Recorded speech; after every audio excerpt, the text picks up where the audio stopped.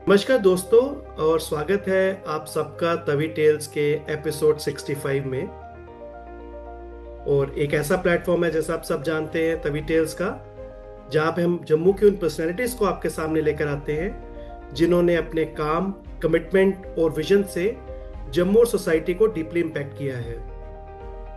अब हम बात कर ही रहे हैं अगर कमिटमेंट की, तो जो हमारे दर्शक हैं, जो हमारे व्यूअर्स हैं, वो ये जान के थोड़ा उनको अचरज होगा कि इस समय रात के 11:45 के करीब होने वाले हैं। लेकिन फिर भी निशिकांत जी ने अपना कीमती समय हमारे लिए निकाला और ये अभी काम से वापस आए हैं, और हमारी रिक्वेस्ट पे आज ये हमारे पॉडकास्ट में ये हमारे साथ आज मौजूद हैं अपनी लाइफ जर्नी डिस्कस करने के लिए। कहते हैं कि जर्नलिज्म सिर्फ एक प्रोफेशन नहीं होता है, ये एक बहुत बड़ी रिस्पॉन्सिबिलिटी होती है। क्योंकि जब आप अखबार में न्यूज़ देखते हैं तो वो न्यूज़ के पीछे जो चेहरे रहते हैं, जो काम करने वाले लोग रहते हैं, उनके ऊपर एक बहुत बड़ी रिस्पॉन्सिबिलिटी होती है। क्योंकि वो विटनेस होने वाली होती है वो न्यूज़ एक हिस्ट्री की तरफ। क्योंकि जो आज का न्यूज़पेपर या कल का न्यूज़पेपर छपता है वो एक इतिहास बनने वाला होता है और हमेशा आपके पास रहेगा as a part of history. और आज हमारे साथ ऐसे ही एक सीनियर जर्नलिस्ट मौजूद हैं जिन्होंने लगभग 3 दशकों तक जम्मू और कश्मीर के पॉलिटिकल, सोशल और पब्लिक लाइफ को बहुत करीब से देखा, समझा और रिपोर्ट किया। 1996 में अपनी जर्नलिज्म जर्नी शुरू की, प्रिंट और इलेक्ट्रॉनिक मीडिया दोनों में एक्सटेंसिव एक्सपीरियंस रखने वाले, और आज डेली एक्सेलशियर में स्पेशल कॉरेस्पॉन्डेंट के रूप में सेवा दे रहे हैं श्री निशिकांत खजुरिया जी। आज भी जब हम सुबह न्यूज़पेपर खोलते हैं तो जब इनका नाम निशिकांत खजुरिया जी का आता है तो बहुत ही गर्व होता है कि हमारे एक डोगरा इतनी मुस्तैदी से पिछले 30 साल से जर्नलिज्म की और डुग्गर की सेवा में जुटे हुए हैं। इन्होंने प्राइम मिनिस्टर की विजिट से लेकर असेंबली और पार्लियामेंट इलेक्शंस तक जम्मू एंड कश्मीर के कई हिस्टोरिक मूवमेंट्स को कवर किया है। 2023 में जे.एंड.के गवर्नमेंट द्वारा इन्हें आउटस्टैंडिंग मीडिया पर्सन अवार्ड से सम्मानित किया गया। निशिकांत जी सिर्फ एक जर्नलिस्ट नहीं हैं, बल्कि जम्मू के मीडिया लैंडस्केप के रिस्पेक्टेड और ट्रस्टेड फेस हैं। आज हम इनकी जर्नी के बारे में बात करेंगे, इनके अर्ली स्ट्रगल्स, जर्नलिज्म चूज करने के डिसीजन, प्रेशर और चैलेंजेस के बीच किस तरीके से विदाउट कॉम्प्रोमाइजिंग ट्रूथफुल रिपोर्टिंग का एक्सपीरियंस, और इनका मैसेज आज के यंग जर्नलिस्ट और यूथ के लिए। वेलकम निशिकांत जी, तवी टेल्स में आपका हार्दिक स्वागत है। जैसे मैंने पहले भी बताया, इतनी रात को हमें समय देने के लिए तहे दिल से हम आपके शुक्रगुजार हैं, and we are really honoured कि आज आप हमारे बीच में हैं। डॉक्टर विकास।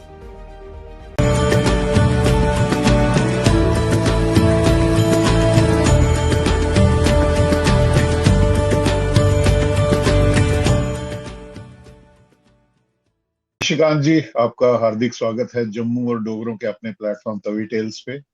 और बहुत बहुत धन्यवाद कि पूरी दिनचर्या समाप्त होने के बाद शायद हमने आपको खाना भी नहीं खाने दिया, तो आपका हम लाइफ जर्नी आज अपने दर्शकों के सामने लाना चाहते हैं। आज का एपिसोड समर्पित है आपके लिए, आपकी लाइफ जर्नी के लिए और आपकी अचीवमेंट्स के लिए। तो हम जल्दी से स्टार्ट करते हैं निशिकांत जी, आपकी अर्ली लाइफ से। निशिकांत जी, सबसे पहले हमें अपने अर्ली लाइफ और अपब्रिंगिंग के बारे में बताएं। जम्मू के उस दौर ने आपकी पर्सनैलिटी और थिंकिंग को कैसे शेप किया? डॉक्टर विकास और अजय जी, आपका बहुत बहुत शुक्रिया। सबसे पहले तो मैं अजय, और कि आपने मुझे मौका दिया अपने इस प्लेटफॉर्म पर आने का, और ये एक बहुत बड़ा आपने एक इनिशिएटिव लिया हुआ है। जिस तरीके से आपने तभी टेल्स में आप अलग अलग लोगों को, आप अलग अलग फील्ड से जुड़े लोगों को आप उनकी लाइफ जर्नी दिखाते हैं और उनकी अचीवमेंट्स दिखाते हैं। तो मैं सबसे पहले तो आपका शुक्रिया अदा करूंगा कि आपने मुझे मौका दिया है इस प्लेटफॉर्म पर आने का। आपने बात की कि अपनी लाइफ जर्नी के बारे में, जैसे मैंने शुरुआत की, तो मैं आपको बता दूं कि मेरा जन्म जो है वो गुड़ा सलाथिया गाँव में हुआ है, सांबा डिस्ट्रिक्ट। गुड़ा सलाथिया का नाम आपने शायद सुना होगा। तो मेरा जन्म वहाँ पर हुआ और मेरा बचपन भी वहाँ पर भी था, और अर्ली स्कूलिंग जो थी मेरी वो वहीं से हुई, गुड़ा सलाथिया स्कूल से। तो 9th तक मैं वहाँ पर पढ़ा। उसके बाद मैंने 10th में जम्मू आ गए, शिफ्ट हो गए। तो जम्मू में मैंने फिर उसके बाद रणवीर स्कूल साइंस कॉलेज, जहाँ पर मेरी ग्रेजुएशन वगैरह की। तो जहाँ आपने बात की कि मेरे किस तरीके का इम्पैक्ट रहा, तो मेरे को एक लगता है कि जिस तरीके से मेरा बचपन जो है वो गांव में बीता है, और जवानी जो है वो शहर में, और बाकी जो देखा मैंने, मुझे लगता है कि वो एक अलग अलग तरह का एटमॉस्फेयर जो था वो मेरे को देखने को मिला, मैंने वो एक्सपीरियंस किया। तो उससे मेरी जो थी वो, मुझे लगता है कि एक ओवरऑल ग्रूमिंग में उसका एक बहुत बड़ा एक रोल था। और अगर दूसरी तरफ देखा जाए, तो मुझे लगता है कि मेरी फैमिली बैकग्राउंड ऐसी थी जिसने मुझे बहुत ज़्यादा हेल्प की। मेरे फादर जो थे वो ही वॉज एन एजुकेशनिस्ट, वो प्रिंसिपल थे। तो घर में एक तो एजुकेशन का माहौल था घर में, हमारे यहाँ घर में अक्सर बुक्स वगैरह जो थी वो अवेलेबल रहती थी। और बचपन से हम देखते थे कि हमारे घर में धर्मयुग मैगजीन आती थी, ठीक। शायद आजकल बंद हो चुकी है वो। वीकली मैगजीन होती थी धर्मयुग, तो वो एक रेगुलर होती थी। वीकली में धर्मयुग, अमर चित्र कथा होती थी। तो वो हमारे घर में अक्सर, इवन कि हमारे घर में क्या कि हमारे आस पड़ोस के जो लोग थे, वो भी बच्चे जो थे वो आकर हमारे घर में आकर वो पढ़ने के लिए आते थे। तो वो उसका एक बहुत बड़ा एक जो योगदान रहा मेरी जिंदगी में, कि हमें बचपन से ही, और घर में दूसरा एक मास्टर था कि पॉलिटिकल जो डिबेट्स जो थी हमारे घर में अक्सर होती थी। हमारे घर में कभी भी किसी फिल्म को लेकर, फिल्म स्टार्स को लेकर, या कभी इसके ऊपर कभी कोई बातचीत नहीं हुई। हम अक्सर देखते थे कि बचपन में कि लोगों के घर में जाते थे, वहां देखते थे वहां पर वो कोई माया नगरी, और जहाँ वो कुछ ऐसी वो जो मैगजीन, वो स्टार डस्ट वगैरह होती थी। लेकिन हमारे घर में कभी वो ऐसी मैगजीन जो थी वो कभी नहीं देखी मैंने। तो वो इंडिया टुडे या दूसरी और मैगजीन, और खासकर धर्म जो का जो मैंने जिक्र किया, और उसकी वजह से मुझे, और साथ में घर का जो एटमॉस्फेयर ऐसा था कि हर बात पर वो डिस्कशन होना, पॉलिटिकल अवेयरनेस। बचपन से जब हम बचपन में सोते थे, तो सबसे पहले सुबह एक वो आना आता था, संस्कृत में न्यूज आती थी। जी जी। शायद वो सुबह 6 बजे आती थी जी न्यूज।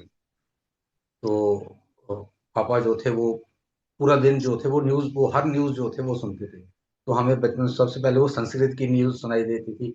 उसके बाद पूरा दिन जो शाम तक जो न्यूज होती थी, वो हमें, क्योंकि हम हालांकि हम नहीं सुनते थे, वो सुनते थे, लेकिन वो ऑटोमेटिकली हमारे और बचपन से लेकर क्या क्या पॉलिटिकल डेवलपमेंट्स हुई, क्या क्या और दूसरी डेवलपमेंट्स हुई, वो एकदम से वो हमें वो हो गई। और उसका शायद मेरे को लगता है कि वो बहुत बड़ा योगदान रहा मेरे इसमें, फील्ड में भी और आगे।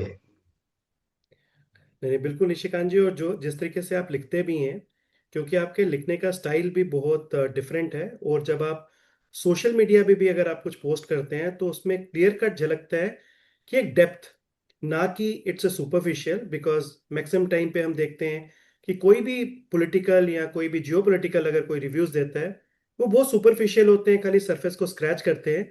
लेकिन आपके जितने भी पोस्ट होते हैं, चाहे आप कम डालते हैं, क्योंकि आप, मुझे पता है कि आपका टाइम इस तरीके का है कि आपको कहीं ना कहीं कवर भी करना है, आपको मैनेज भी करनी है चीज़ें इन जर्नलिज्म।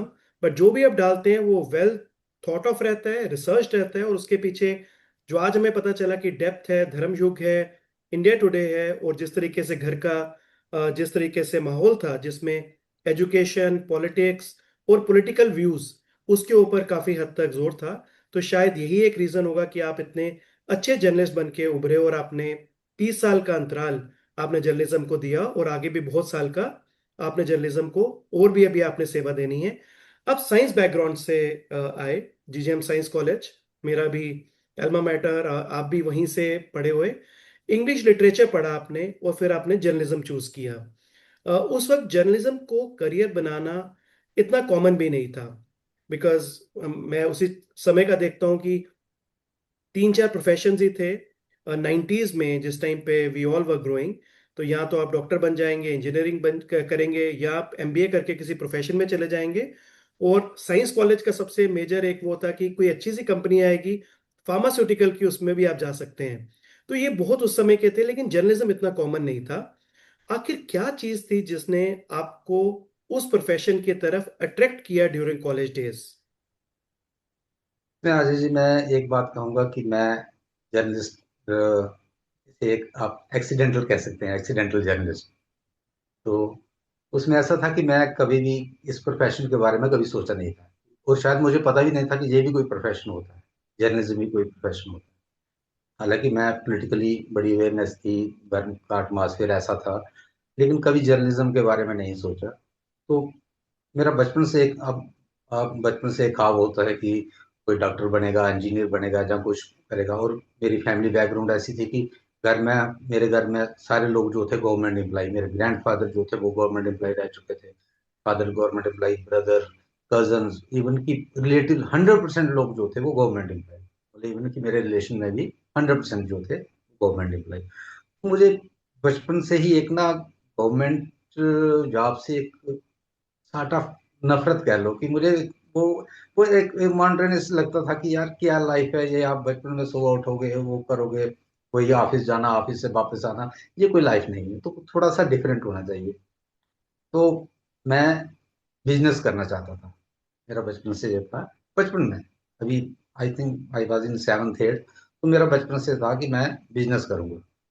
तो मैंने एक बार मैंने पापा से बात की, मैंने कहा कि मैं बिजनेस ही करूंगा बड़े होकर, मुझे नहीं ये गवर्नमेंट जॉब नहीं अच्छी। तो उन्होंने मजाक में लिया, लेकिन उन्होंने एक बात कही, उन्होंने कहा कि ठीक है जो भी करना होगा बिजनेस करना, लेकिन एक बात है। उन्होंने शायद सोचा कि शायद ये अपने पढ़ने लिखने से थोड़ा अलग हटना चाहता है, तो उन्होंने कहा जो मर्जी करो, बिजनेस करो, लेकिन ये है कि आपको मिनिमम ग्रेजुएशन तो करनी है, मिनिमम ग्रेजुएशन करनी है। ग्रेजुएशन के बाद आप जो भी काम करोगे वो मंजूर है, जो आपकी मर्जी होगी वो करना। तो आपको ग्रेजुएशन से काम नहीं होना चाहिए, कोई भी किसी को भी अपनी पढ़ाई जो मिनिमम हो क्वालिफिकेशन चाहिए। तो मैंने कहा ठीक है। तो मैंने जब 10th की, उसके बाद सब्जेक्ट जो थे, हालांकि मेरा सब्जेक्ट जो थे वो, मेरे इंटरेस्ट जो था वो पॉलिटिकल साइंस या हिस्ट्री वगैरह में था। लेकिन उस वक्त का आपने दो देखा होगा कि ऐसा होता था कि जो सुपर इंटेलिजेंट बच्चे होते थे वो मेडिकल लेते थे, जो थोड़ा कम इंटेलिजेंट होते थे वो नॉन मेडिकल लेते थे, जो उनसे कम होते थे वो कॉमर्स लेते थे, और जो बिल्कुल ये होते थे वो उनको कहते थे भाई आप आर्ट्स ले लो। हालांकि आज की डेट में आर्ट्स जो है वो हम्म, फर्स्ट प्रेफरेंस रहती है, लेकिन उस जमाने में ऐसा था। तो हमने नॉन मेडिकल ले लिया, लेकिन नॉन मेडिकल में मेरा कोई इंटरेस्ट नहीं था, ना तो फिजिक्स केमिस्ट्री और मैथ ये मेरे पल्ले नहीं पड़ता था, मेरे को कोई इंटरेस्ट नहीं था इसमें। बट वही था कि वो जिस तरीके का एक चल रहा था, और कोई था भी नहीं, यही था कि मेरे को, मेरा टारगेट यही था कि मुझे ग्रेजुएशन करनी है, और ग्रेजुएशन के बाद कोई बिजनेस करना है। तो अब 12th के बाद साइंस कॉलेज चले गए, साइंस कॉलेज में ग्रेजुएशन कर ली। तो अब ग्रेजुएशन के बाद घर वालों ने कहा कि अब आगे का क्या है, मैंने कहा मैं बिजनेस करूंगा। उन्होंने कहा कि हमारे घर में तो किसी ने बिजनेस किया नहीं, क्या बिजनेस करोगे। अब वो समझ नहीं थे कि क्या बिजनेस करना, ना तो फैमिली का बिजनेस, ना कोई आगे पीछे कोई रिलेटिव जो था कि जो गाइड कर सकता। तो बस इसी कश्मकश में थे। तो मीनवाइल क्या हुआ कि और यूनिवर्सिटी भी ज्वाइन कर ली। तो बस उसी दौरान क्या हुआ कि एक मेरे दोस्त थे, मैं दोस्त के साथ बैठा था, तो उसने बात की यार कि श्रीकांत एक नया पेपर लॉन्च हुआ है, काम करोगे वहाँ। तो मैंने कहा पेपर में यार क्या काम, मैंने कहा तुम क्या करते हो वहाँ। उसने कहा मैं वहाँ प्रूफ रीडर हूँ। मुझे नहीं पता था प्रूफ रीडर, मैंने कहा वो क्या होता है। कहता है जब न्यूज़ बनती है तो उसको हम पढ़ते हैं, तेरी बड़ी अच्छी कमांड है इंग्लिश में, बड़ा ठीक काम कर सकता है तेरा, हो जाएगा तो मैं बात करूँ। यार रीडिंग क्या काम है, जे कोई काम नहीं हुआ। तो उस जमाने में ना दूरदर्शन पर एक सीरियल आता था, रिपोर्टर सीरियल, शेखर सुमन का। जी राइट। जी। तो वो बीच बीच में कभी कभी मैंने देखा, तो मेरे को वो थोड़ा वो ठीक लगता था, वो जाता है कोई ये सॉल्व करता है या कुछ ऐसे करता है, तो मैंने कहा यार मैं रिपोर्टर बनूंगा। कहा चलो मेरे साथ। ये हम तो वहाँ एडिटर थे, सुरेश राम जी। तो वहां पर मैंने उनके साथ बातचीत की, तो उन्होंने आते कहा, उन्होंने कहा पहले कोई एक्सपीरियंस है, मैंने कहा कोई नहीं। तो कहते आप कैसे करोगे, मैंने कहा जी मैं कर लूंगा। तो उन्होंने मेरे को ऐसे जनरल नॉलेज के कुछ एक पूछा, कुछ पॉलिटिकल क्वेश्चन पूछे, कुछ ऐसी चीजें कोई ऐसे। तो वो मैंने सारे जवाब दे दिए। मेरी उस मामले में वोकेबलरी बड़ी अच्छी थी, मैंने हर एक बात का जवाब दिया उनको। वो बड़े खुश हुए, कहा यार आप परफेक्ट हो, आप कल से आ जाओ। तो मैंने इस तरीके से वो मेरी जर्नी जो थी वो शुरू हुई, और ऐसे मजाक मजाक में शुरू हुई। जी। तो वो, लेकिन फिर वो सिलसिला चलता गया। थोड़ी देर के बाद मैंने, हालांकि जर्नलिज्म मैंने बाद में किया, उसके बाद किया लिटरेचर भी मैंने इस प्रोफेशन में आने के बाद किया। और उसके बाद एक्सेलसियर आ गया, डेली एक्सेलसियर। तो इस तरीके से ये जर्नी जो थी स्टार्ट हुई, और मैं कह सकता हूँ ये इट वाज एक्सीडेंटल। तो बट लेकिन अब निशिकांत जी। मेरे को लगा कि जो मेरा एक चॉइस थी कि मेरे को लाइफ में थोड़ा डिफरेंट होना चाहिए, जी। तो वो मेरे को वो मिल गई चीज। बट निशिकांत जी, हम तो आपके उस दोस्त का बहुत ही शुक्रिया अदा करना चाहेंगे, अपने इस चैनल की वजह से भी, इस चैनल की तरफ से भी, क्योंकि उनके गाइडेंस पे या उनके एक राह दिखाने के ऊपर जेएंडके को इतना एक अच्छे जर्नलिस्ट मिले। बहुत कम जर्नलिस्ट हैं जम्मू एंड कश्मीर में जिनकी सच में इंग्लिश में इतनी अच्छी कमांड है, क्योंकि जिस तरीके से आप लिखते हैं, और it's a story telling technique. आज की डेट में स्टोरी टेलिंग लोग बता रहे हैं कि किस तरीके से जर्नलिज्म में यूज की जानी चाहिए या बिजनेसेस में यूज की जानी चाहिए। शायद ये टेक्निक आपने काफी देर पहले ही समझ भी ली थी और आपने यूज भी करनी शुरू कर दी थी। तो वही मैं चाहता था कि इस चैनल के माध्यम से भी आपके वो जो दोस्त हैं उनको बहुत बहुत धन्यवाद और शुक्रिया कि एक अच्छा जर्नलिस्ट हमें देने के लिए। डॉक्टर विकास। निशिकांत जी, आपने आज से 3 दशक पहले, एग्जैक्टली अभी 2026 चल रहा है, 1996 में आपने रिपोर्टिंग शुरू की। तो मैं जानना चाहूंगा कि उस समय का मीडिया लैंडस्केप और आज के मीडिया इकोसिस्टम में सबसे बड़ा फर्क आपको क्या लगता है, आप क्या देखते हैं? मुझे लगता है कि बहुत ज्यादा जो है वो फर्क आया है इस दौरान में, पिछले 3 दशक में। अगर आपने देखा हो तो उस वक्त का जो टाइम था, वो जिस तरीके से हमने जब काम शुरुआत की, तो और आज के दौर में बहुत बड़ा एक डिफरेंस है। उस वक्त जो काम था, और मुझे लगता है कि शायद जो इतने स्किल्स हमें मिले, तो शायद इस वजह से मिले कि हमने उस टाइम शुरू किया था। उस टाइम ना तो गूगल होता था, ना कोई और दूसरी चीज। आजकल तो मैं देखता हूँ कि इवन की एआई है। मैं अभी जी। बीच में कई बार गया, मैं इधर जहाँ ये इंस्टीट्यूट है जर्नलिज्म का, वहां पर 1-2 बार लेक्चर देने के लिए गया, तो मैंने बच्चों को कोई ऐसे टॉपिक दिया, उनको बोला कि भाई इसके ऊपर कोई थोड़ा कोई न्यूज लिखो। मैंने उनको पहले बताया कि न्यूज कैसे फॉर्म की जाती है, 5 Ws किस तरीके से फॉर्म करना, अपना इंट्रो कैसे फॉर्म करना। तो मैंने देखा जब 1-2 बच्चे ने क्या किया कि बड़ी जल्दी वो न्यूज बनाकर दे दी मेरे को। तो मैंने देखा यार बड़ी एक क्लास, मैंने कहा यार वेरी गुड, बड़ा अच्छा आपने लिखा। तो बाद में मेरे को पता चला कि भाई वो एआई से वो न्यूज बना रहे हैं। तो आज के दौर में तो हालात ऐसे हो चुके हैं। और जब हम इस प्रोफेशन में आए तो उस वक्त तो टाइपराइटर थे। जी। तो मुझे याद है कि पहले जाना, प्रेस कॉन्फ्रेंस में जाना, और हर एक आपको स्पॉट कवर करना पड़ता था, क्योंकि उस वक्त ना तो फोन होते थे, ना कोई ऐसी कोई सुविधा होती थी। जाना, वहां जाकर वो सारा रिपोर्ट करना, फिर वापस आकर पेन के साथ लिखना। उस वक्त हमें टाइप, मुझे टाइप भी नहीं आती थी, और उसी दौरान मैंने टाइप करना सीखा। तो टाइप मैं आज भी अपने ये इन 2 उंगली से टाइप करता, सारे मैं वो पूरा हाथ नहीं यूज करता। तो वो इन्हीं के साथ मैं टाइप करता हूँ। तो उस तरीके से वो एक दौर जो था वो डिफरेंट था। और अगर आपको कोई, अगर कोई उसकी बैकग्राउंड चाहिए किसी चीज की, कोई आपने कोई एडिशनल, तो आपको वो सारी वो फाइल पिछली देखनी पड़ती थी कि वो इंसिडेंट कब हुआ था। आज की डेट में तो आप गूगल में जो डालो तो वो सारा का सारा आपके पास अवेलेबल होगा। दो काम होते थे, ज्यादा जो था वो एक रिस्पॉन्सिबिलिटी थी, और मुझे लगता है कि क्रेडिबिलिटी भी ज्यादा थी उस वक्त आपको, क्योंकि खुद स्पॉट पर जाकर जो था वो सारे चीजें करनी पड़ती थी। और आज की डेट में मेरे को लगता है बहुत ज्यादा डिफरेंस जो है वो आ चुका बिल्कुल बिल्कुल। और आप क्रेडिबिलिटी की जो बात की है ना निशिकांत जी, आपने इतनी सुबह से उठ के शुरू करते हैं जैसे हम अपना काम, कहीं ना कहीं कोई न्यूज़ आती रहती है, लेकिन जब तक सुबह डेली एक्सेलशियर और टाइम्स ऑफ इंडिया ये शुरू से मेरे पास आती है, और जब तक उसमें न्यूज़ ना पढ़ लो तब तक आपको ये नहीं लगता कि आपने कोई क्रेडिबल न्यूज़ जो है वो आपने पढ़ी है। क्योंकि उससे पहले, क्योंकि आज भी आज एग्जांपल ही दे रहा हूँ, nothing to do with any politics और वेस्ट बंगाल के पॉलिटिक्स पे, आज दुनिया भर के सर्कुलेशन चल रही है बीच में कि सुप्रीम कोर्ट ने री इलेक्शन के लिए कह दिया।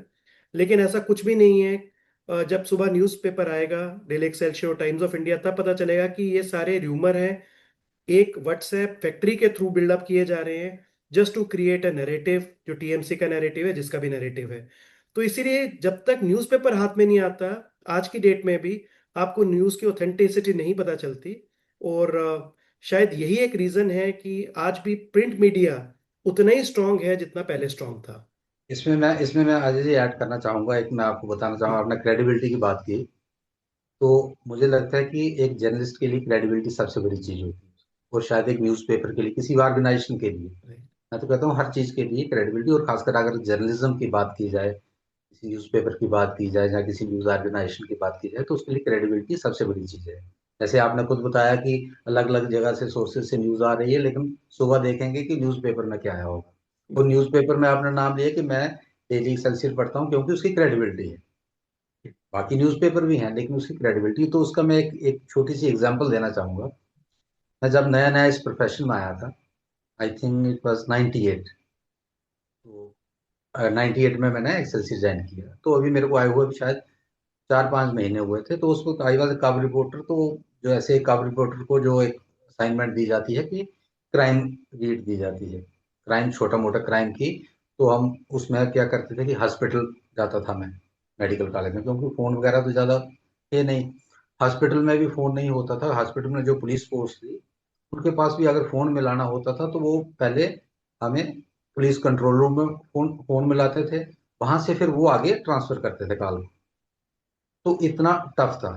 तो होता क्या था कि हम रोज, मैं जाता था मेडिकल कॉलेज, जाना, वहां से जाकर डिटेल लेनी, क्या हुआ, एक्सीडेंट हुआ, कहीं कोई किसी ने स्टैबिंग कर दी, या कोई भी इंसिडेंट जो था क्राइम रिलेटेड, तो वो आकर लेकर आना, फिर वो आकर वो न्यूज बनानी। एक दिन मैं वहां से आया, तो इस चीज का मैं अक्सर जिक्र करता हूँ बड़ी जगह।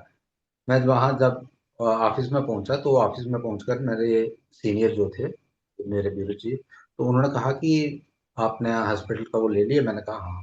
कहते वो उसमें एक बच्चा जो था वो ड्राउन हुआ था। वो बच्चा वो नहर में, रणवीर कनाल में नहाते वक्त वो डूब गया। तो 10-12 साल का बच्चा था, कश्मीरी पंडित फैमिली थी, उनका बच्चा था। तो मैंने कहा अभी तक तो वहां पर नहीं था, वो पुलिस के गार्ड में नहीं था। तो उन्होंने कहा कि शायद वो बाद में हुआ, तो आप ये डिटेल ले लो मेरे से। उन्होंने मेरे को उसका नाम वगैरह बता दिया, उस रेजिडेंस वगैरह बता दिया। मैंने कहा ठीक है। तो मैंने जब न्यूज़ बनाई, तो मैंने ऐसे न्यूज़ बना दी कि एक जो उसके जो जितनी मेरे पास इंफॉर्मेशन थी, boy drowned while taking bath in Ranbir canal, and और उसके बाद जो अंडरस्टूड था कि ऐसे होगा, later his body was fished out and taken to medical college hospital, and after postmortem it body was handed over to the family for last rites. तो ऐसा होना था, अंडरस्टूड था। लेकिन उसमें एक गड़बड़ हो गई कि वो उस बच्चे की बॉडी जो थी वो नहीं मिली।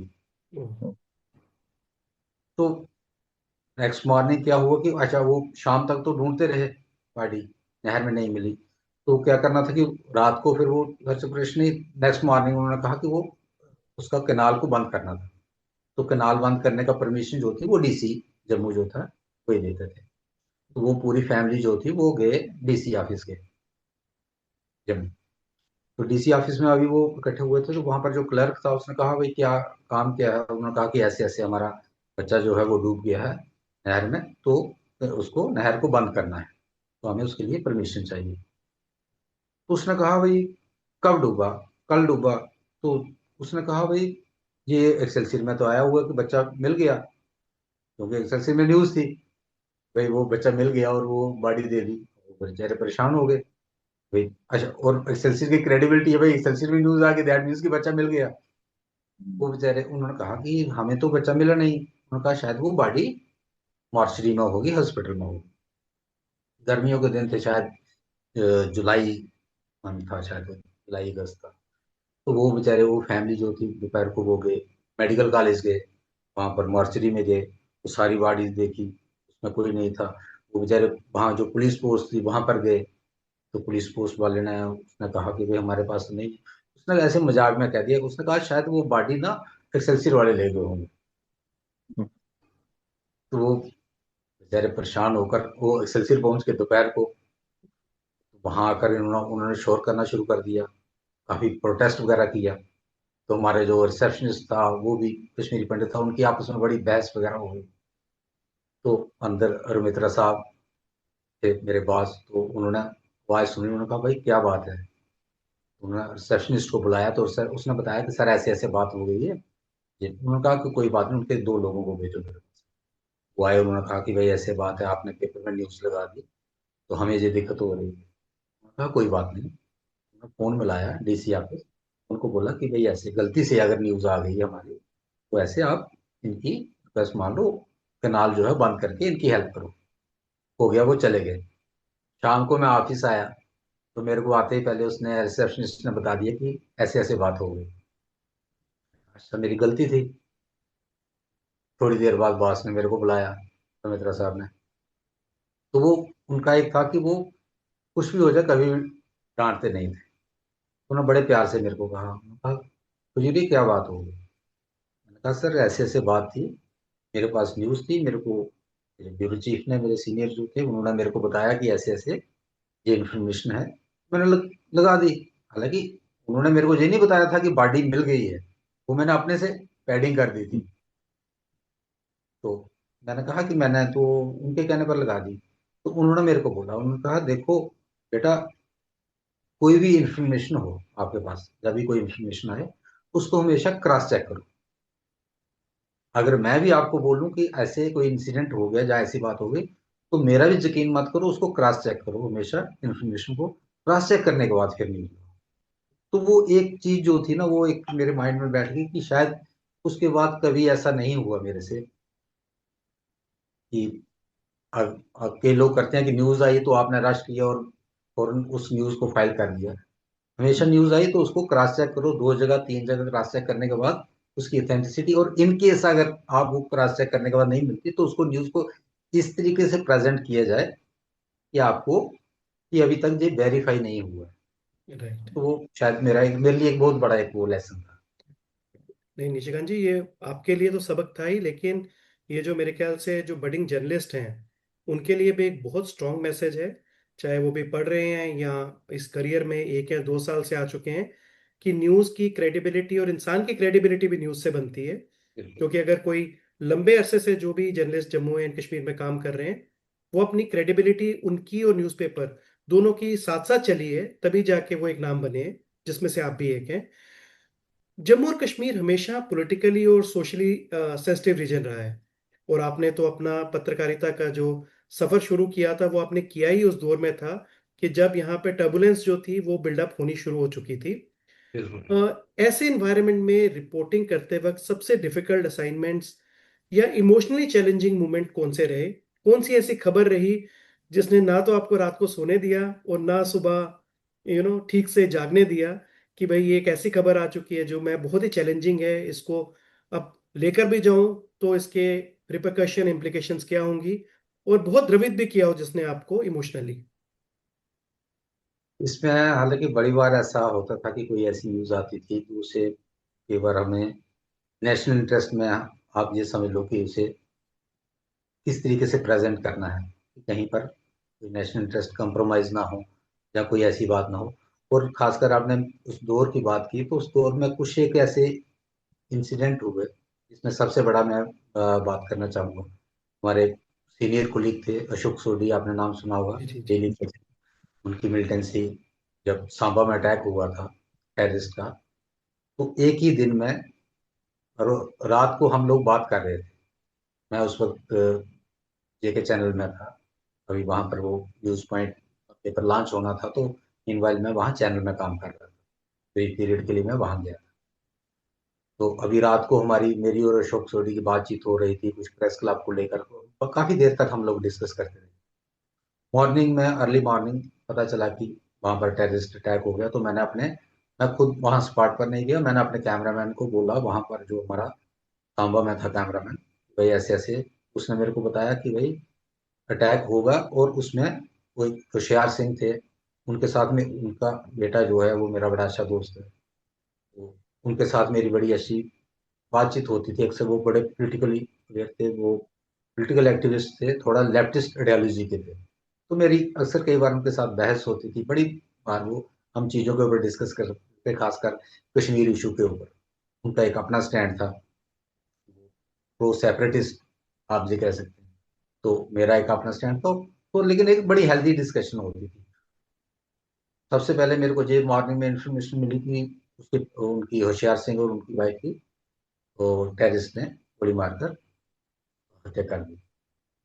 तो मैंने कहा कि उसके बाद अभी आगे इनकाउंटर चल रहा था वहां पर। तो थोड़ी देर के बाद मेरे को उस कैमरामैन का फोन आता है। वो कहता है जी एक किसी कैमरामैन की भी डेथ हो गई। मैंने कहा किसकी? कहता है शायद डेली एक्सेलसियर के कैमरामैन है। तो मेरे को पता था कि डेली एक्सेलसियर के कौन है, अशोक सोरेन। मैंने कहा क्या नाम, क्या कहता है, मेरे को नाम नहीं पता। तो कहता गोली जो है वो उनके हेड पर लगी है। तो मैं बिल्कुल परेशान हो गया। मैंने क्या किया कि अपने जो लीग थे, जो बाकी साथी वहां पर गए थे, उनको फोन किया। कोई भी वहां पर फोन नहीं उठा रहा। बाद में पता चल गया, कंफर्म हो गया कि अशोक सोरभी को ऐसे गोली लगी है, वहां एनकाउंटर। तो मैं जल्दी से तैयार होकर, मैं मॉर्निंग, अर्ली मॉर्निंग का टाइम था, मैं ऑफिस चला गया, जेके चैनल ऑफिस में। तो वहां पर लगातार वो अपडेट दे रहे थे। थोड़ी देर के बाद वो उनको लाया गया, जहाँ मेडिकल कॉलेज में भी लाया गया। तो डेथ हालांकि उनकी वहां पर स्पॉट पर ही हो चुकी थी, लेकिन फिर भी डॉक्टर जो थे वो कोशिश कर रहे थे उनको इस तरीके से रिवाइव किया जाए। तो मेरे को अभी भी याद है कि वहां पर जो अब हम न्यूज चला रहे थे कि उनको इंजर्ड हुए हैं। अभी तक हमने डेथ का नहीं चलाया। तो वहां पर जो डायरेक्टर थे जेके चैनल में, तो उन्होंने मेरे को कहा कि निशिकांत जी आप क्या कर रहे हैं, ये तो डेथ हो गई, मेरी डॉक्टर से बात हो गई है, उनकी डेथ हो गई। मैंने कहा नहीं, अभी डॉक्टर ने कंफर्म नहीं किया। हालांकि मुझे ही पता था कि डेथ हो गई, लेकिन वो दिल नहीं मान रहा था कि शायद अभी फिर भी एक होप थी कि शायद वो रिवाइव हो जाए। Right. तो वो एक सिचुएशन जो थी, वो एक इतना, और एक ही दिन में तीन जो नॉन लोग थे, मतलब उनकी होशियार सिंह की वाइफ, वो तो मैं जानता नहीं था, लेकिन उनको पता था कि फैमिली का बेटा जो था मेरा दोस्त था। होशियार सिंह, उनके साथ तो मेरी अक्सर बातचीत होती थी। और अशोक सोडी, उनके साथ तो मैंने 9 साल काम किया। तो इस तरीके की सिचुएशन जो थी वो एक बड़ा शॉकिंग। और इसके अलावा एक और इंसिडेंट था कि ये अभी कोई 8-10 साल पहले की बात है। तो मैं वहाँ ऑफिस में काम कर रहा था, तो मैंने अपने रिपोर्टर को फ़ोन किया रियासी में। मैंने कहा आज का क्या है। उसने कहा जी ये किसी की डेथ हुई है एक्सीडेंट में। जब उसने नाम बताया मेरे को, ही वॉज माई कजन, मेरे पापा के कजन का बेटा था। तो उनका एक्सीडेंट हुआ था। तो जब उसने नाम बताया, तो उसने सन ऑफ बताया जहाँ पर, तो मेरे को यकीन नहीं हुआ। तो मैंने फ़ोन किया उनके आगे, उनके कजन को फ़ोन किया, तो उसने कंफर्म किया। तो मैं ऑफिस में बैठकर उन्हीं की न्यूज़ बना रहा था। तो उस वक्त ऐसी सिचुएशन थी कि, लेकिन इस प्रोफेशन में चलता है, और मुझे लगता है कि हर प्रोफेशन की अपने अपने जो कंपल्शन होती हैं। और कई बार ऐसा इमोशनल जो होता है कि जहाँ आप, कई बार आप किसी चीज को,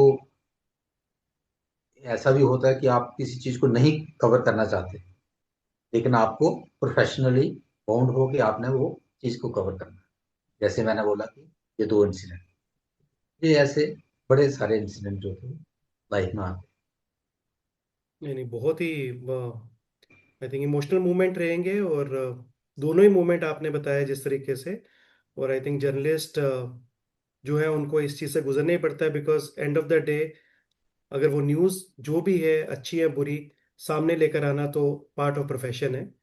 और इसीलिए आपका हम इससे इतना नाम है आपका, बिकॉज आपने हमेशा जैसे बात की क्रेडिबिलिटी को या आपने न्यूज़ को हमेशा एक प्रायोरिटी दी, जिससे कि सुबह का न्यूज़पेपर में कुछ भी हो जाए इमोशन साइड पे, लेकिन खबर पहले आनी चाहिए। तो वी आर थैंकफुल कि वो आपने हमेशा ही बरकरार रखा। और इस समय भी जब आप वहां से वापस आ रहे हैं इतनी न्यूज़ को देखकर, स्टिल आपको लग रहा था कोई बहुत इंपॉर्टेंट न्यूज़ ना आ जाए, तो यही एक तभी मीडिया को फोर्थ पिलर ऑफ डेमोक्रेसी कहते हैं, एक बहुत स्ट्रांग स्तंभ है, जिसकी वजह से आई थिंक पॉलिटिशियंस, ब्यूरोक्रेट सब एक जो हैं सिटीजन के हेल्प के लिए हमेशा तत्पर रहते हैं, बिकॉज उनको डर रहता है कि कल सुबह न्यूज़पेपर में कहीं नाम ना आ जाए कि उन्होंने वो कार्य नहीं किया है। डॉक्टर विकास। बिल्कुल सही। निशिकांत जी, आपने जैसे क्रेडिबिलिटी पे बहुत डिटेल में बताया, और आपको एक लाइफ लेसन भी मिला अर्ली इन द करियर, जो आपने इंसिडेंट्स शेयर की बच्चे के ड्राउनिंग की। तो यही रीजन है कि जब कोई न्यूज की बात चलती है कि क्या ये सच है कि नहीं है, हम आंखें बंद करके बोलते हैं कि अगर न्यूज बाय श्री निशिकांत खजूरिया जी आई है तो वो सच है। तो ये क्रेडिबिलिटी आपने इतने वर्षों में कमाई है, क्योंकि बहुत बार डाउट्स रेज किए जाते हैं कि क्या स्पेकुलेशंस होती हैं किसी को लेके कि क्या ऐसा है, क्या ऐसा हो सकता है। तो ये बहुत बड़ी बात है, और ये एक दिन में नहीं, ये सालों की तपस्या होती है क्रेडिबिलिटी का। और निशिकांत जी, आज के टाइम में मीडिया पर क्रेडिबिलिटी और प्रेशर दोनों को लेकर डिबेट्स होती रहती हैं। तो आपके हिसाब से एक जर्नलिस्ट के लिए न्यूट्रलिटी, एथिक्स और पब्लिक ट्रस्ट को मेंटेन करना कितना चैलेंजिंग हो गया है आज के टाइम बिल्कुल, जिस तरीके से अब जर्नलिज्म जो है वो और मीडिया जो है वो जिस तरीके से एक ट्रांसफॉर्मेशन आ रही है उसमें बिल्कुल आपने देखा कि पहले प्रिंट मीडिया से अब इलेक्ट्रॉनिक मीडिया, डिजिटल मीडिया, अब और साथ में अब डिजिटल मीडिया की वजह से एकदम से न्यूज़ जो है वो उसके रीडर तक, ऑडियंस तक जो है वो पहुंच रही है, व्यूअर्स तक पहुंच रही है। तो उसमें एक कंपटीशन जो है, कौन जल्दी, लेकिन मुझे लगता है कि इसमें भी क्रेडिबिलिटी जो है वो सबसे ज्यादा मैटर करती है। जी? आप कई बार इस चक्कर में कि जल्दबाजी की होड़ में अपनी क्रेडिबिलिटी लूज नहीं होनी चाहिए। अभी आप मैं किसी चैनल का नाम नहीं लेना चाहूंगा और वो बहुत बड़ा था, एक नेशनल चैनल पर एक किसी एक बहुत बड़े रिपोर्टर ने, एंकर ने न्यूज चला दी थी कि 1,000 के नोट में वो चिप पड़ी है। तो, तो एक वो बाद में इतना ज्यादा मजाक बना कि एक आप एक जल्दबाजी थी कि भाई आप पहले कौन करेगा उसको। तो वो ऐसी चीज जो है उसको अवॉइड किया जाना चाहिए। और मुझे लगता है कि किसी न्यूज़पेपर ऑर्गेनाइजेशन की, न्यूज़पेपर हो चाहे कोई भी मीडिया हाउस हो और कोई जर्नलिस्ट हो, उसकी सबसे बड़ी चीज जो है वो क्रेडिबिलिटी है। क्रेडिबिलिटी से ऊपर कुछ नहीं है। और अगर क्रेडिबिलिटी है तो आपको उसके लिए आपको न्यूट्रलिटी चाहिए। आप न्यूट्रल, अनवाइज्ड होना चाहिए। उसके लिए जरूरी है कि अगर आप रिपोर्ट कर रहे हैं तो अगर निशिकांत रिपोर्ट कर रहा है या एबीसी कोई भी रिपोर्ट कर रहा है, तो जो रीडर है, जहाँ कोई अगर डिजिटल चैनल है वहां पर रिपोर्ट कर रहा है, तो उसको जो उसका ऑडियंस है, जो उसका व्यूअर है, जहाँ उसका जो रीडर है, तो उसको सीधा ये चले कि अगर ये आदमी बता रहा है तो इसका मतलब है जी परफेक्ट है, ये करेक्ट है, इसमें कुछ भी कोई गलत नहीं हो सकता। मुझे लगता है कि क्रेडिबिलिटी जो है वो बहुत जरूरी है इस मामले में। इसमें आपको, ठीक है, आपको स्पीड भी चाहिए आज की डेट में, आपको आगे रहना है, आपको पहले खबर को ब्रेक करना है, लेकिन ब्रेक करने के चक्कर में अपनी क्रेडिबिलिटी कभी लूज नहीं करनी चाहिए। अगर हो सकता है अगर लेट हो जाए, लेकिन क्योंकि एक बार आपकी क्रेडिबिलिटी लूज हो गई तो उसे फिर से बनाने में बहुत टाइम लगेगा। मुझे लगता है ये सबसे बड़ा, और इसके लिए मैं अपने जो मैंने एग्जांपल दी, इसके लिए मैं लेट रवित्रा साहब को, उनका बहुत बड़ा एक, वो मेरे ऊपर एक एहसान है कि वो मुझे, मैं कहता हूँ कि मेरे को एक उस इंसिडेंट ने शेप किया। वो एक पर्टिकुलर इंसिडेंट जो मैंने आपके साथ शेयर किया, उस इंसिडेंट ने मेरे को शेप किया कि मैं कभी भी शायद कोई भी न्यूज़ होगी तो उसको पहले 4 जगह पर उसको क्रॉस चेक करने के बाद उसको कैरी करना चाहिए। और मैं कहता हूँ कि ये हर जर्नलिस्ट के लिए बहुत जरूरी है। बहुत बहुत बढ़िया। और रीसेंट पास्ट के अंदर हमारे पास तो बहुत बड़ी एग्जांपल आ चुकी है। अ, जो स्वर्गीय धर्मेंद्र जी थे, जो हमारे एक्टर थे, वो बेचारे 2 हफ्ते, 1 हफ्ते तक जीवित रहे, लेकिन मीडिया जो है, टीवी उनको पहले ही मार चुका था। फिर बाद में जो मेंबर पार्लियामेंट, उनकी जो धर्मपत्नी थी हेमा मालिनी जी, उन्होंने कहा कि भाई पहले आप एक बार न्यूज का सोर्स तो चेक कर लो, आप कहाँ से पूछ रहे हो, किससे पूछ रहे हो, फैमिली से पूछ नहीं रहे। तो वो भी हमारे पास बहुत बड़ी एग्जांपल है कि किस तरीके से ये है। और आपको तो और शुरू में ही और अ, उसमें जी इसमें मैं एक ऐड ऑन करना चाहूंगा कि मेरे से यही सवाल जो था, मैंने बताया कभी कई बार मेरे को वो एज ए गेस्ट लेक्चर बुलाते हैं जहाँ पर Indian institute of mass communication में। जी तो वो बच्चों के साथ इंटरेक्ट करने का मौका मिलता है। तो वो एक बच्चे ने मेरे को यही सवाल किया कि ऐसे ऐसे है कि आज की डेट में आपको न्यूज़ भी ब्रेक करनी है, तो आपको क्रेडिबिलिटी मेंटेन, मैंने उनको कहा कि सबसे बड़ी चीज़ है क्रेडिबिलिटी। तो उसने कहा कि उसका क्वेश्चन ठीक था, उसने कहा कि क्रेडिबिलिटी अपनी जगह पर है, लेकिन आज की डेट में आपको न्यूज़ ब्रेक भी करनी है, कंपटीशन इतना ज़्यादा है कि आपको न्यूज़ भी ब्रेक करनी है। तो इसी जो मैंने बात की कि 1,000 के नोट में जो था वो चिप लगी है, तो उसने कहा कि अगर आप वहां पर होते, आपके पास ये न्यूज आई, आपको एक स्कूप मिला कि 1,000 के नोट में एक चिप लगी है, तो आप क्या करते? तो मैंने कहा, और आपके ऊपर ये प्रेशर होता कि इसको न्यूज को ब्रेक करना है क्योंकि बहुत बड़ी न्यूज थी वो। तो मैंने कहा उसमें तो बड़ा सिंपल था, वो उसको न्यूज को चलाते और साथ में उसको न्यूज को चलाने से पहले वो किसी आरबीआई अफसर से बात कर सकते थे। और वो इतना बड़ा चैनल है, वो तो फाइनेंस मिनिस्टर से बात कर सकते थे। फाइनेंस सेक्रेटरी से बात कर सकते थे, आरबीआई के गवर्नर से बात कर सकते थे, किसी से ही बात कर सकते थे। और तो नहीं तो कम से कम किसी और छोटे ऑफिसर से बात कर सकते थे, क्योंकि और उनको इस बात को क्रॉस चेक करना चाहिए था पहले कि क्या सचमुच है।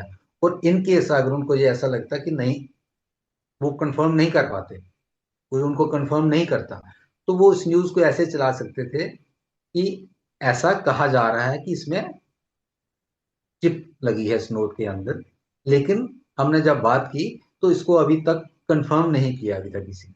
तो आपकी न्यूज भी चल जाती, तो आपके ऊपर ये बात भी नहीं आती।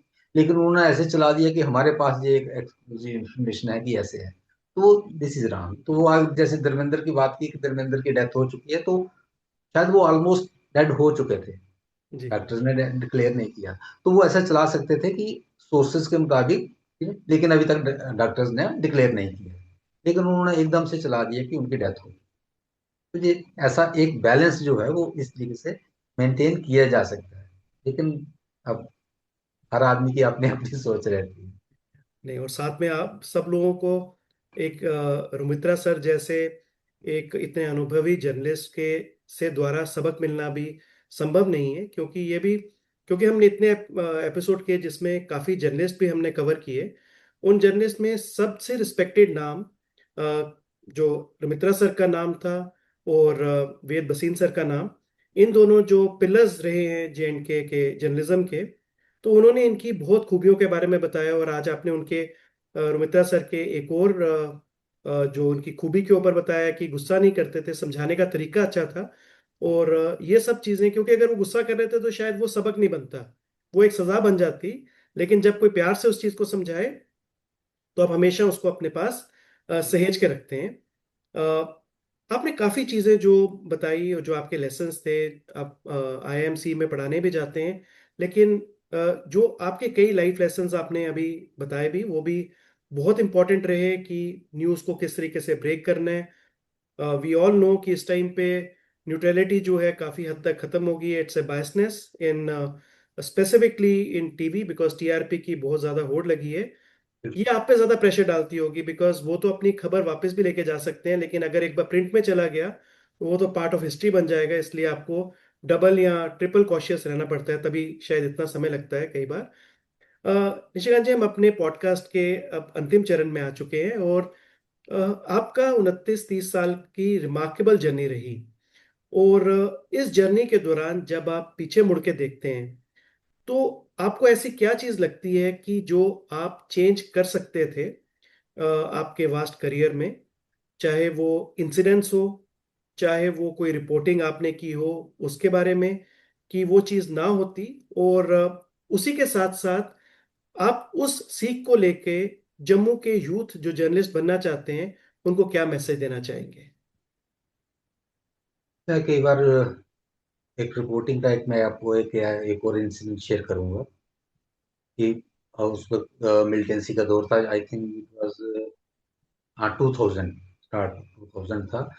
तो वो अक्सर होता था कि जब आर्मी जो थी वो इनकाउंटर वगैरह करती थी, तो वो उस वक्त ज़्यादा कम्युनिकेशन के साधन नहीं थे। तो आर्मी वाले क्या करते थे, फिर वो अपने साथ रिपोर्टर्स की टीम जो थी उसको, और मीडिया उसमें दो तीन थे, एक्सेलसियर, कश्मीर टाइम्स, और तीन चार जो थे वो पार थे, और दूरदर्शन और रेडियो के लोग, वो 5-6 लोग, तो वो चॉपर पर ले जाते, वहां पर जाकर उनके वो जो सारा वो देखना, वो पार्ट देखना और उसके बाद कवर करना। तो ऐसा ही एक बार क्या हुआ कि वो रजौरी गए हम।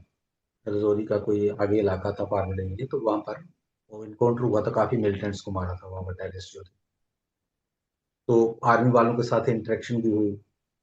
उसी दौरान जो वहाँ के जो सीईओ थे उन्होंने बताया कि हमने इस बार एक नया शुरुआत की है, क्योंकि क्या होता था कि जो टेररिस्ट थे, जब वो गुजर बकरवाल मूवमेंट करते हैं अपर रीचेस में, तो वो उनके साथ मिल जाते थे। तो वो इस तरीके से करके वो जब बॉर्डर क्रॉस करके आते थे तो उनके साथ वो अपर रीचेस पर पहुंच जाते थे। तो जब आर्मी को ये पता चला तो उन्होंने क्या किया, उनको आई कार्ड इशू करना शुरू कर दिया।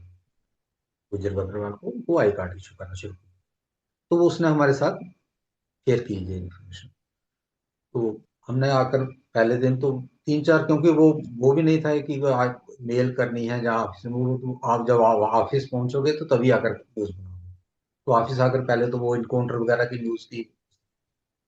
तो नेक्स्ट डे मैंने एक जो होती है एक एक्सक्लूसिव इन्फॉर्मेशन, और उस सीईओ ने खाली मेरे साथ ही वो इन्फॉर्मेशन कुछ शेयर की थी, शायद एक और कोई जर्नलिस्ट था, लेकिन किसी ने रिपोर्ट नहीं किया उसको।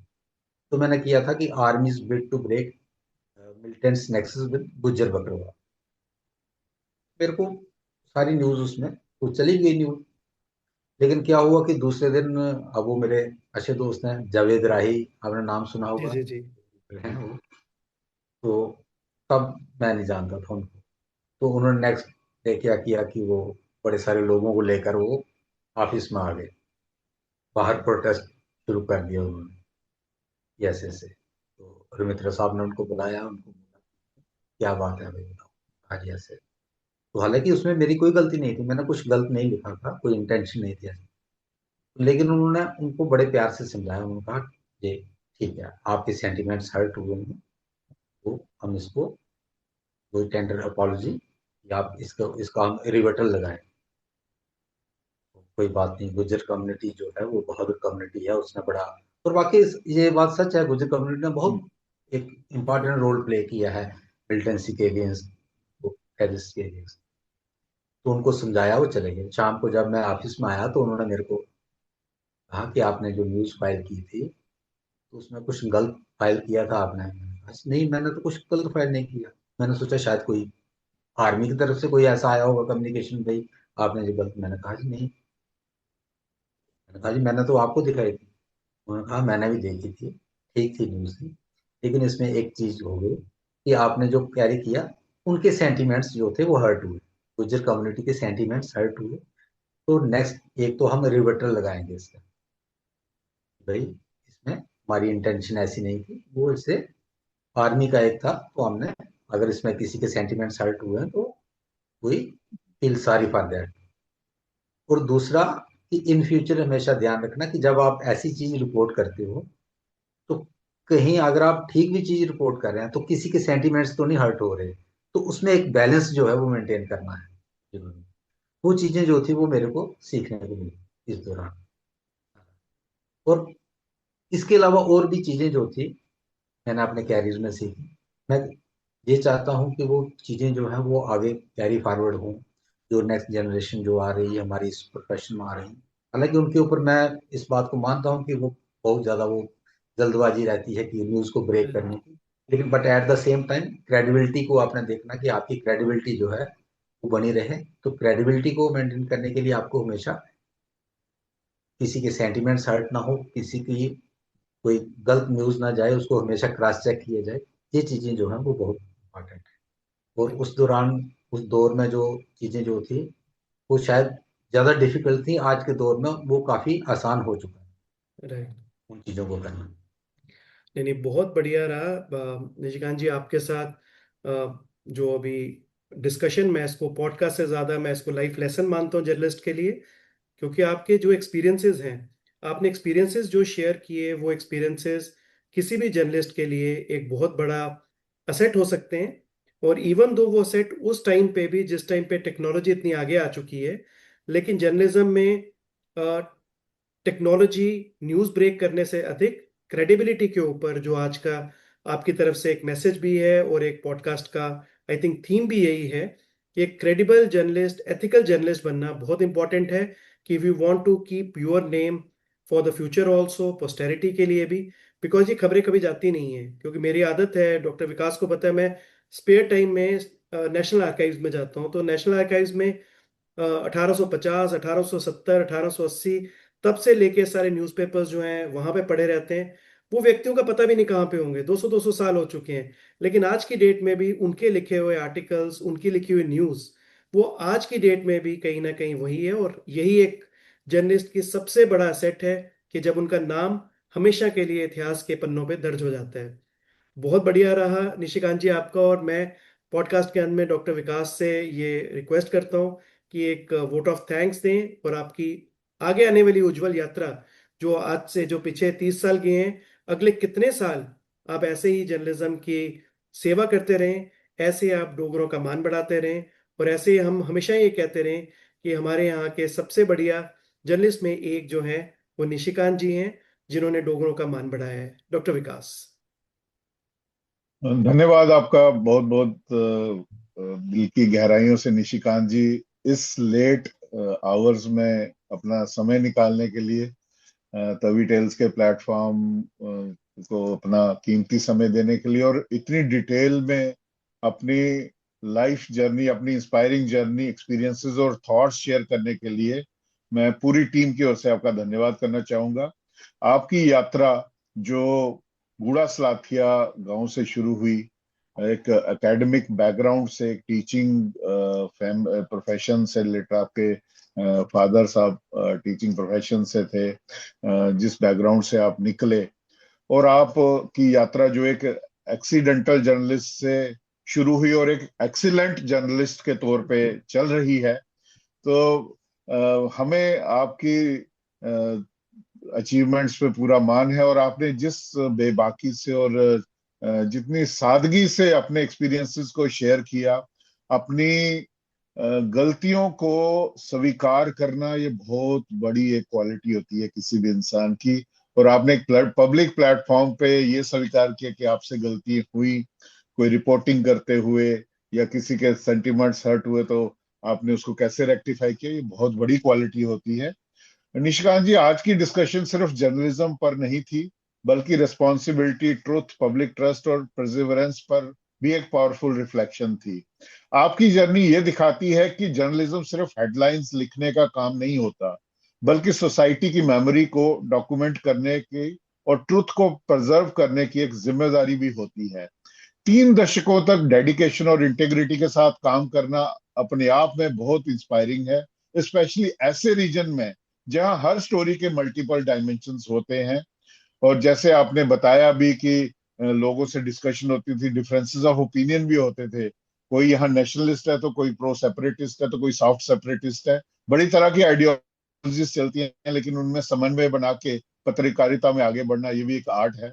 हमें पूरी उम्मीद है कि आज की कन्वर्सेशन यंग जर्नलिस्ट और यूथ दोनों को इंस्पायर करेगी कि वो प्रोफेशनलिज्म, पेशेंस और क्रेडिबिलिटी की वैल्यू को समझें।